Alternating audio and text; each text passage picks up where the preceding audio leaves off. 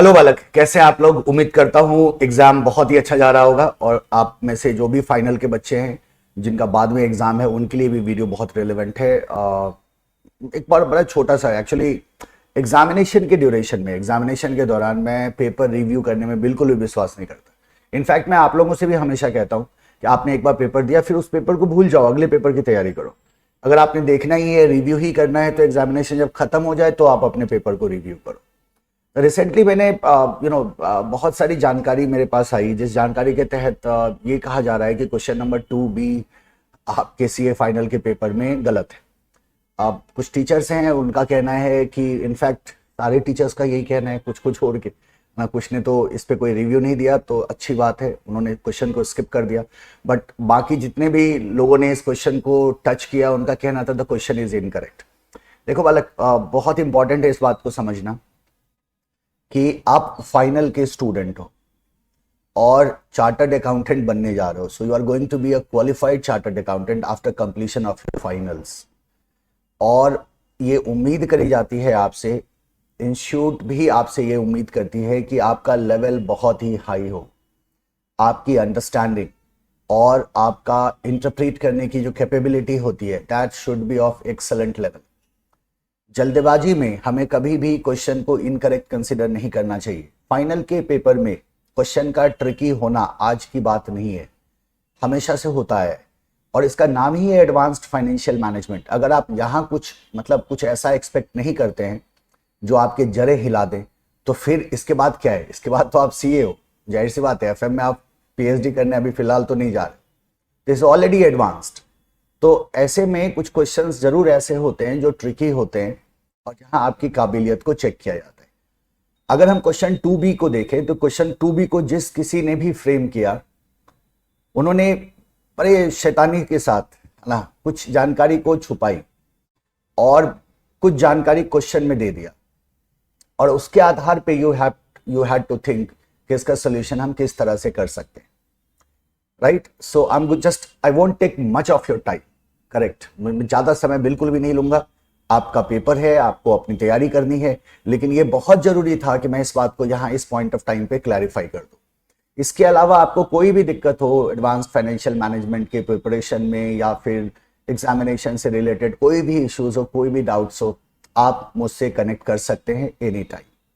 हम बात कर रहे हैं क्वेश्चन नंबर 2B की। क्वेश्चन नंबर 2B क्या है? देखो, जिसको कि सबने इनकरेक्ट कह दिया। एक टीचर है मुंबई की, उनका कहना था इनकरेक्ट है, कोलकाता से कहा गया इनकरेक्ट। मतलब इंडिया के हर एक टीचर्स कह रहे हैं इनकरेक्ट है। मुझे ये समझ में नहीं आ रहा था कि आप इसको प्राइमा फेसी इनकरेक्ट क्यों कह रहे हो। आप ये क्यों नहीं सोच रहे हो कि ये फाइनल है और जब हम एडवांस्ड फाइनेंशियल मैनेजमेंट की बात करते हैं वहां आप इतनी लिबर्टी तो दोगे इंस्टीट्यूट को जो बच्चों का थोड़ा सा कंसेप्चुअल टेस्टिंग करे, बच्चों को थोड़ा सा ट्रिकी क्वेश्चन दे जहां दिमाग लगाने की जरूरत हो जाए। और एग्जैक्टली यही हुआ है इस क्वेश्चन में। देखो क्या मजेदार चीज है इस क्वेश्चन में। PQ Limited expects a sale of 100 lakhs in the year 1, ठीक है। Then the same will increase by 20 lakhs per year over the next 4 years. तो टोटल लाइफ हो गया प्रोजेक्ट का 5 साल का। पहले साल का सेल 100 लाख है, 100 लाख है, तो अब आपका 20 लाख से हर एक साल बढ़ेगा, तो दूसरे साल का 120, तीसरे का 140 and so on. At the end of the 5 year, the project would be wound up, खत्म हो गया। Depreciation will be charged at rate of 20% per annum on a straight line method। 20% per annum straight line method, 5 साल का life है, तो आप समझ रहे हो क्या होने जा रहा है। The expense excluding the depreciation will be 40% of the sale। There will be no salvage value, so salvage value is 0। PQ Limited proposes to invest in the plant an amount where the net present value will be 0। Corporate tax is 30%। You are required to calculate the investment which can be made in the plant। Now say this।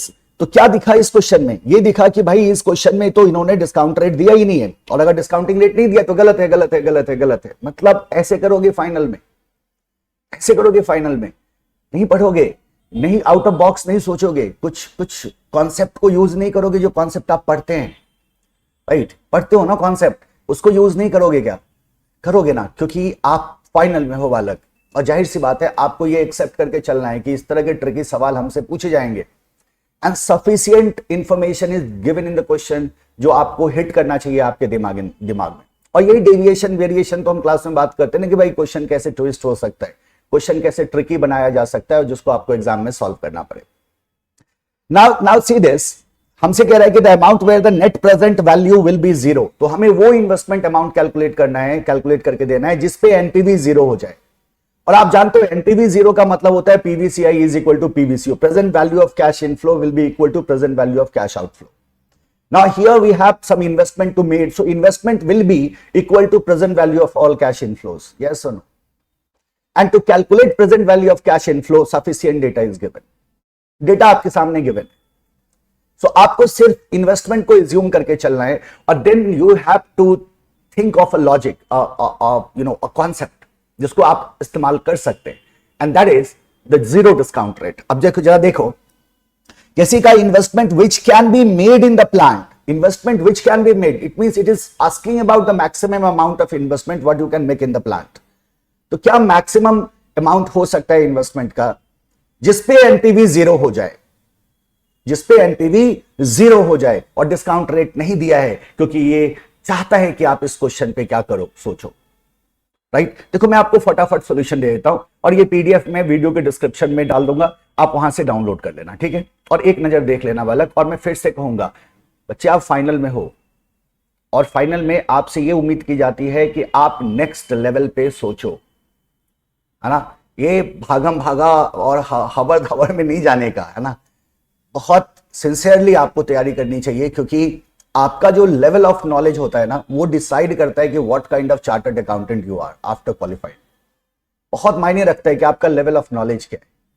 सो आप जब भी पढ़ते हैं ना, minutely पढ़ो, हर एक concept के deviation को समझो, जल्दबाजी मत करो। कॉन्सेप्ट मैं क्लास में हमेशा कहता हूं ना कि अरे हड़बड़ा क्यों रहे हो, आराम से समझो ना, क्या जल्दबाजी किस बात की है, जल्दबाजी किस बात की है। और यही होता है कि जब क्वेश्चन ट्रिक आता है ना एग्जाम में, तो फिर बत्ती बंद हो जाती है। So what is the solution? देखो अब क्या मांग रहा है आपसे, आपको क्या लग रहा है कि जो जिसने भी क्वेश्चन सेट किया एग्जामिनर आपसे मांग क्या रहा है, क्या मांग रहा है आपसे? What examiner is looking for, examiner is technically looking for the break even investment amount using undiscounted cash flow. तो आपसे ब्रेक इवन इन्वेस्टमेंट अमाउंट मांग रहा है, मैक्सिमम परमिसिबल इन्वेस्टमेंट अमाउंट मांग रहा है आपका, जिसपे एनपीवी क्या हो जाए, जीरो हो जाए, यानी कि वो आपसे ब्रेक इवन इन्वेस्टमेंट अमाउंट मांग रहा है, and that using discounted undiscounted cash flow, because discount rate is not given in the question. So how can we solve it, है ना, क्विकली मैं आपको बता देता हूं, डिटेल डिस्कशन हम बाद में करेंगे once your all exams are over. मैं पूरे पेपर का रिव्यू डालूंगा एक एक क्वेश्चन का, अगर किसी और क्वेश्चन में किसी तरह का कंट्रोवर्सी है तो we will work on that as well, उसको भी हम देखेंगे कि क्या वो ट्रिक है या वाकई इनकरेक्ट है, एंड लेट्स सी। तो हमने क्या किया, सबसे पहले कैलकुलेशन ईयर वाइज सेल को ईयर वाइज कैलकुलेट कर लिया, तो यू गेट द 100 lakhs 120 140 160 180, इसमें कुछ नहीं करना।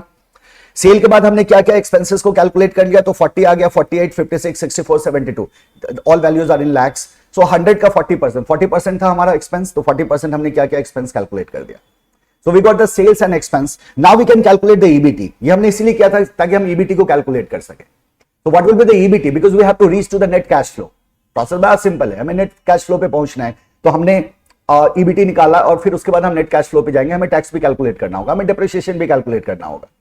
तो ईबीटी का फॉर्मूला क्या होगा, EBT sales minus expenses minus depreciation, we know that. अच्छा, depreciation is not given. It says that prior of that you will have to calculate the depreciation. That is 20% per annum. SLM लगाना है हमें. So depreciation का formula क्या बनेगा, investment अपन 5. 15 क्या है कि सर हमारे पास इन्वेस्टमेंट ही नहीं है, इन्वेस्टमेंट ही तो हमें फाइंड आउट करना है. So now we don't have the investment. In fact, that is what we have to find out. अब अगर हमारे पास इन्वेस्टमेंट ही नहीं है, हमें इन्वेस्टमेंट को ही फाइंड आउट करना है, तो हमने क्या कहा कि चलो एक काम करते हैं, इन्वेस्टमेंट को आई मान लेते हैं ताकि कैलकुलेशन हमारे लिए क्या हो जाए, आसान हो जाए. So we assume investment as I, और डेप्रिसिएशन आई अपन 5 हो गया, मेरा आ गया डेप्रिसिएशन मेरे पास. अब देखो, now we can calculate the EBT year wise. पहले साल का ईबीटी क्या हुआ, 100 minus 40 minus I divided by 5, है ना. So that is the first year, 60 minus I by 5. Likewise 72 minus I by 5 second year का, थर्ड ईयर का, fourth year का, फिफ्थ ईयर का हमें क्या मिल गया, ईबीटी मिल गया. करेक्ट.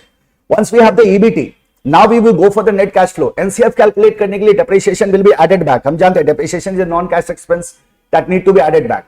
जब मैं एनसीएफ कैलकुलेट करते हैं, that will be equal to EBT minus tax plus depreciation. Tax के बाद डेप्रिसिएशन को ऐड बैक करते हो आप. सो ईबीटी ऑलरेडी हम कैलकुलेट कर चुके हैं. Now we have to calculate the tax as well. Tax कितना है, 30% है. तो ईबीटी मेरा कितना हो गया 60 माइनस आई अपन 5 पहले साल का, ये देखो 60 माइनस आई अपन 5, और टैक्स लगाया हमने ईबीटी का 30%, तो इस वैल्यू को 30% से मल्टीप्लाई कर दिया, 0.30 multiply to 60 minus I upon 5 is equal to 18 minus 0.3 I divided by 5 is equal to 18 minus 0.06 I divided by 1. So this is how you get your what? This is how you get your the EBT, right? So और and NCF, तो पहले साल का NCF निकला, same process को use किया, दूसरे साल का NCF निकाल लिया, सेम प्रोसेस को यूज किया, तीसरे और चौथे और पांचवें साल के NCF को हमने कैलकुलेट कर लिया. So these are the NCF for respective 5 years. So we have the net cash flow of 5 years. अब आपको जरूरत होगी कॉन्सेप्ट की, एक बड़ा सिंपल सा चीज है, देखो ध्यान देना. Calculation of investment at NPV 0, यही हमारा क्वेश्चन था, यही हमसे डिमांड कर रहा था कि इन्वेस्टमेंट बताओ when the NPV is 0. Now see this concept note है यहां, NPV 0 means PV of NCV is equal to investment. We know that NPV 0 होता है जब आपका पीवीसीआई बराबर हो जाए पीवीसीओ के, तभी आपका एनपीवी क्या होता है 0 होता है. So here no discount rate is given. That is the tricky part. इसी बात को हमें ध्यान में देना था कि डिस्काउंट रेट नहीं गिवन है बट एनपीवी 0 बता रहा है, और what the amount that can be invested. So maximum amount हमसे पूछ रहा है जिसपे एनपीवी क्या हो जाए 0 हो जाए, right. So break even amount हमसे पूछ रहा है. So that is the tricky part. यही ट्रिक था क्वेश्चन का बालक, और there you will take discount rate as a 0 and it is permissible, because if you consider that question as a tricky, then you can do it easily. अब इसका क्या principal है जरा सोचो. अब जैसे मैं आपको एक छोटा सा एग्जांपल देता हूं. लेट्स से एक scenario low, when the opportunity cost is negligible, when the opportunity cost is negligible and there is no alternative use of fund. Now when there is no alternative use of fund, what will be the discount rate you will be considering? क्या बोलोगे sir? When there is no alternative use of fund, discount rate considered will be 0. So yes, taking discount rate as 0 will be accepted here. देखो जरा, a question must come in your mind that why discount rate 0 to be taken here. So I have mentioned that, है ना. तो last में हम उसको एक बार देख लेंगे, आपको कॉन्सेप्ट नोट्स भी मैं आपको दिखा दूंगा. जैसा मैंने कहा कि मैं आपसे ज्यादा टाइम नहीं लूंगा अभी. एनपीवी है, NPV is equal to your investment is equal to, ये हमारा क्या बन गया, फॉर्मूला बन गया. सो क्या हो गया, इन्वेस्टमेंट बराबर होगा किसके, हमारे इस फॉर्मूला के, NCF T divided by 1 plus 0 power T. तो यहां क्या किया, आर को हमने क्या कर दिया 0 कर दिया. डिस्काउंट रेट क्या ले रहे हैं 0 ले रहे हैं.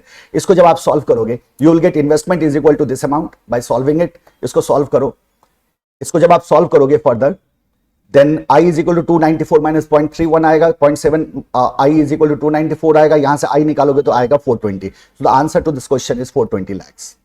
420 लाख इसका आंसर है. Yes, this question can be solved and certainly this question is not incorrect. This question is tricky. बड़े दुख की बात है कि सबने इसको इनकरेक्ट क्यों बोला. किस चीज की जल्दबाजी होती है, वीडियो पहले लाने की, है ना. और आप बच्चों, आप लोगों को ध्यान देना चाहिए इस बात, इसी को मैं मिस गाइडेंस कहता हूं. आप लोगों को ध्यान देना चाहिए कि आप क्या करना चाहते हो, आप पेपर को कैसे अटेम्प्ट करना चाहते हो, आप सब्जेक्ट को कैसे पढ़ना चाहते हो, किस स्केल तक आप सोचने की ताकत चाहते हो कि आपके अंदर हो, राइट. हम जानते हैं ये, जब हम एनपीवी एनालिसिस की बात करते हैं, एनपीवी एनालिसिस में डिस्काउंट रेट 0 करके, मतलब डेविएशन अगर आपको पढ़ाया जा रहा है तभी आपको किसी ने बताया होगा, वरना इसकी बात ही नहीं होती. क्यों नहीं बात होती, तो we are very confined to कि बस मेरे को इतना ही करना है. और उसमें क्या होता है कि जब क्वेश्चंस घूमते हैं, क्वेश्चंस ट्रिकी होते हैं, तो फिर लोगों के दिमाग की बत्ती क्या हो जाती है, गुल हो जाती है, बंद हो जाती है. Concept magic for you chance, है ना. ध्यान से सुन लो, 0 डिस्काउंट रेट की हम बात करते हैं. आपको पता है ना कि डिस्काउंट रेट क्या करता है, why you use discount rate. आप जानते हो ना, आप जानते हो ना इस बात को. रिस्क को हम अकाउंट एडजस्ट करने के लिए, टाइम वैल्यू ऑफ मनी को एडजस्ट करने के लिए we will using discount rate. Now what if I ask you to take discount rate at 0, it simply means that you are not adjusting for time value of money. So when I am telling you कि discount rate 0 है, इसका मतलब आप time value of money को adjust नहीं कर रहे हो. As simple as it is, which means future cash flow is valued as if they are worth same as the cash flow received today. So यानी कि अगर मैं टाइम वैल्यू को कंसीडर नहीं कर रहा हूं तो इसका मतलब फ्यूचर कैश फ्लो और आज के कैश फ्लो में कोई फर्क नहीं है, दोनों को हम सेम कंसीडर कर रहे हैं. Now the question is when you can take discount rate as 0. सवाल आता है कि हम किन सिचुएशन में डिस्काउंट रेट 0 लेके हम अपनी एनालिसिस को पूरी कर सकते हैं, राइट. और ये रैशनल है. हालांकि generally we don't do this because appropriate discount rate is usually given. मतलब रेयरली, ये तो रेयर क्वेश्चन था ना, अदरवाइज हमेशा discount rate is given. So we take some appropriate discount rate and discount our cash flow. But what if that is not given and sufficient hint is there in the question? पहला hint यही था कि NPV zero हो रहा है and what the amount that can be invested. आपको hint दे रहा है क्वेश्चन, वहां से आपको सोचना चाहिए था कि क्वेश्चन में ट्रिक क्या है. Now see this. Setting NPV is equal to zero. That's your question in exam. Helps to determine maximum permissible investment for the project to break even for its life cycle. And you can simplify calculation by comparing project lifetime directly to the initial investment. जब NPV को zero पे set कर रहा है ना, तो इसका मतलब आपसे ब्रेक इवन इन्वेस्टमेंट पूछ रहा है. इसका मतलब आपसे मैक्सिमम परमिसिबल इन्वेस्टमेंट पूछ रहा है जिसपे for the project to break even for its life cycle. And yes, in such scenario you can take discount rate at zero and you can solve your question. जैसा मैंने आपको बताया था, opportunity cost negligible है तो क्या करोगे, आप सेम काम करोगे. आप खुद ही बोलोगे हाँ सर, अगर कोई ऑल्टरनेटिव यूज ऑफ फंड नहीं है तो डिस्काउंट रेट हमें क्या लेके चलना होगा, जीरो लेके चलना होगा. यस, और भी सिनेरियो है क्या? हाँ, और भी है ना, अभी ज्यादा बात नहीं करते. सो यस, क्या इसका आंसर, इसका सॉल्यूशन पॉसिबल है? हम कहते हैं हाँ, इसका सॉल्यूशन पॉसिबल है. क्या इसको एब्सोल्युटली इनकरेक्ट कहा जाए? नहीं, इसको ट्रिकी कहा जाए. हो सकता है इंस्टीट्यूट के सजेस्टेड आंसर में वो कुछ और कुछ गुल खिला दें, बट देखो बड़ा सिंपल सा सॉल्यूशन है इसका. बस आपको ये समझना था कि fundamental concept of discount rate zero क्या होता है, हम कब इसको हम यूज कर सकते हैं फॉर एनपीवी एनालिसिस, हम कब इसका इस्तेमाल करते हैं. ये बात अगर समझ में होती और क्वेश्चंस को अगर आपने गौर से पढ़ा होता कि एनपीवी को जीरो कर रहा है एंड हमसे maximum amount to be invested पूछ रहा है, तो फिर यहां क्या ट्रिक हम है, क्या सोच रहा है एग्जामिनर के दिमाग में क्या चल रहा है, that you had to understand, right. उम्मीद करता हूं कि आप में से कुछ बच्चों ने निश्चित उसको अटेम्प्ट किया होगा और मैं उम्मीद करता हूं कि आप इस बात को गौर करोगे. फाइनल में हो आप, से नो टू मिस गाइडेंस, है ना, से नो टू मिस गाइडेंस. अच्छे से पढ़िए, अभी अच्छे से एग्जाम दो. बाकी पेपर है ना, एकदम कूल माइंड से एग्जाम दो, एकदम चिल होके एग्जाम दो. और जो भी पेपर है उसको इवैल्यूएट भी मत करना जब तक कि आपका एग्जाम पूरी तरह से खत्म ना हो जाए, उसके बाद इवैल्यूएशन करना. एएफएम में कोई भी दिक्कत हो आप में से किसी बच्चे को, I am always available, right, and you are most welcome to put your queries. Thank you everyone. Keep working hard, keep shining. All the best for the rest of the exams. Bye bye. Take care.